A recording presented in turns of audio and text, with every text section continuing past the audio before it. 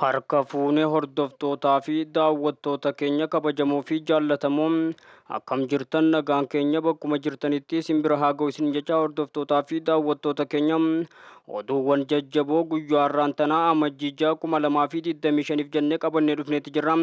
Odeessa kanneen keessaa Eertiraan qondaaltonni waraanaa olaanoon Itoophiyaa tibba kana kaartaa Asabii fi naannoo ishee Itoophiyaa keessatti hammatame agarsiisu qabatanii mul'achuu irratti deebii kennite. Kanaaf lola waraana bilisummaa Oromootii fi waraana mootummaa gidduutti adeemsifameen injifannoon argamuun gabaafamee jira. Hanga xumura sagantaa keenyaatti yoon faana turtan odeeffannoowwan kanneenii fi odeessa biraattillee qabannee dhufneetti jirra. Hanga xumuraatti nu faana turuun yaada keessan gama koomentiitiin nuuf barreessaa isin jecha YouTube chaanaalii keenya subscribe godhuudhaan miseensa ta'uun viidiyoon keenya namoota hedduu bira akka ga'uuf ammoo like share godhuu hin dagatina. Kamanumaan bal'ina odeeffannoowwan har'aatti isin dabarsina. Odeessa jalqabaatiin Eertiraan kaartaa qondaalonni waraanaa Itoophiyaa qabatanii mul'atan jettee irratti deebii kennite. Eertiraan qondaaltonni waraanaa olaanoon Itoophiyaa tibba kana kaartaa Asabii fi naannoo ishee Itoophiyaa keessatti hammatame agarsiisu qabatanii mul'achuun dubbii barbaaduudha jette. Kunis aggaammii ta'ee qondaaltota mootummaa Itoophiyaatiin Eertiraa irratti raawwatamu jechuun himatte. Ministeerri beeksisaa Eertiraa Yemaanee Gabra Masqal toora miidiyaa hawaasaa X irratti ibsa ejjennoo biyyattii akka maxxansanitti taateen kun xiyyeeffannoo harkisuu qofaa utuu hin taane dubbii barbaachaadha jedhe. Suuraan kaartaa kanaa dilbata darbee gama toora miidiyaa hawaasaa raayyaa ittisaa Itoophiyaa irratti wayita qondaaltota olaanoon waraanaa Itoophiyaa qabatanii argaman kan qoodame ture. Eegasii garuu suuraan kun haqameeti jira.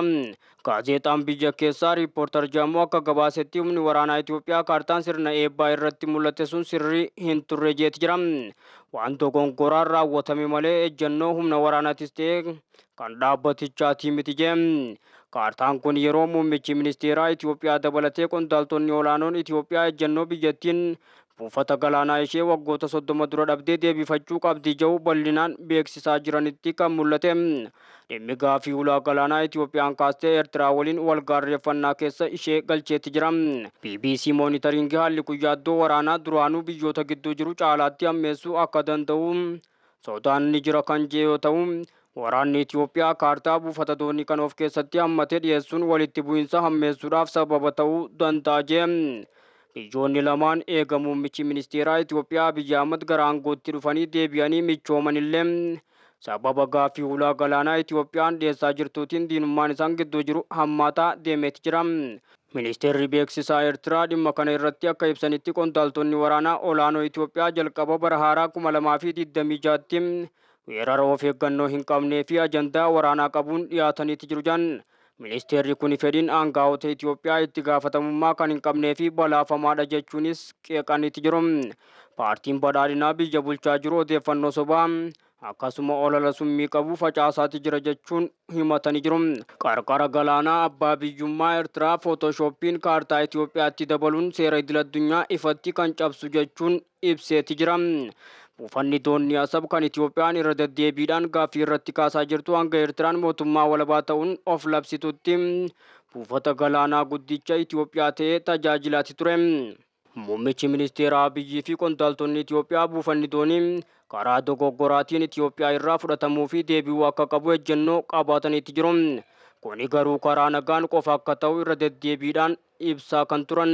Haa ta'u malee gabaasni barruu foreign policy jedhamuun tibbana maxxanfame muddama gama dippiloomaasiitii fi humna waraanaa Eertiraa fi Itoophiyaa jidduutti mudataa dhufeen bara 2026tti waraana ka'uu mala jiru keessaa tokko waraana Itoophiyaa fi Eertiraa gidduutti ka'uu ta'uu akka danda'u raageeti jira.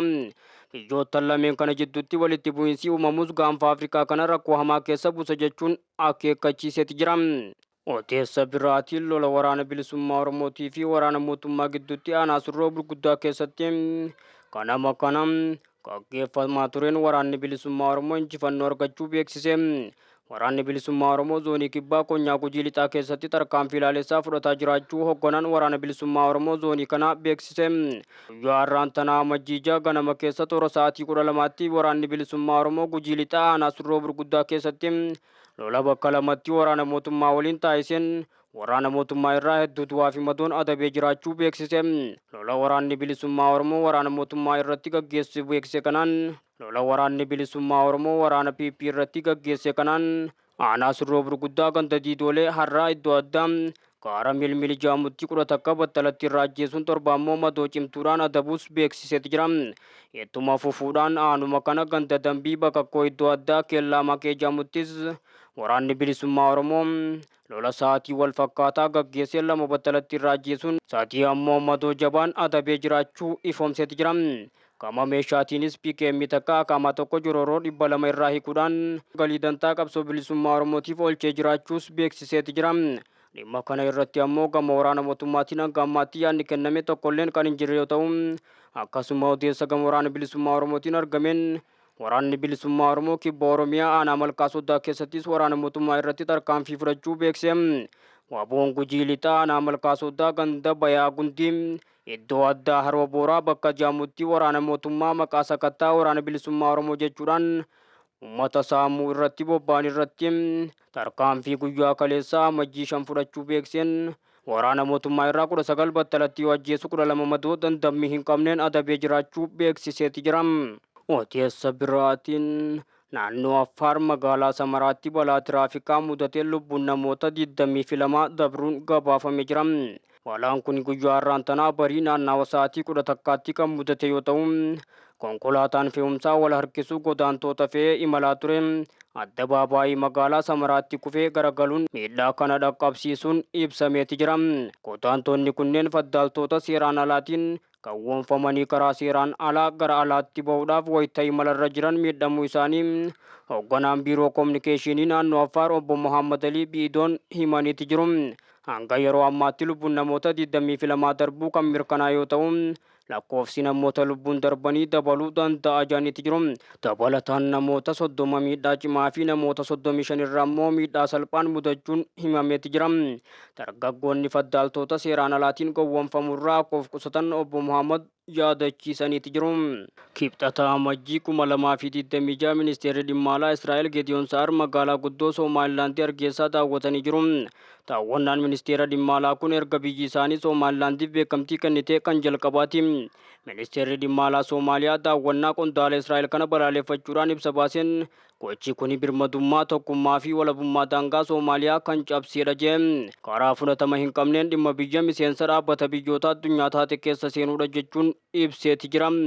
Hargeessaan qaama Soomaaliyaati kan jiru ibsi kun beekamtii mootummaa federaalaa Soomaaliyaatiin malee daangaa Soomaaliyaatti seenuun karaa kamiinuu fudhatama hin qabu jedhe.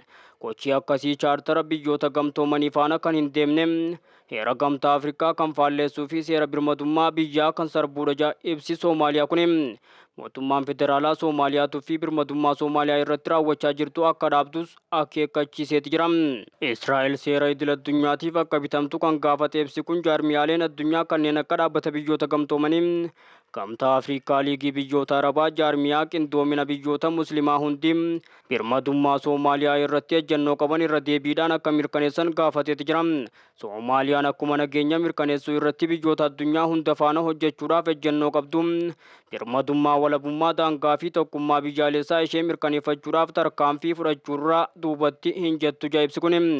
Koora mana maree nageenyaa gamtaa Afrikaa irratti ministeerri dhimma alaa Soomaaliyaa Abdii Salaam Abdii Alii naannoon Soomaalilaandii yoomiyyuu qaama Riippaabilika Federaalawaa Soomaaliyaa ta'e itti fufa jedhan.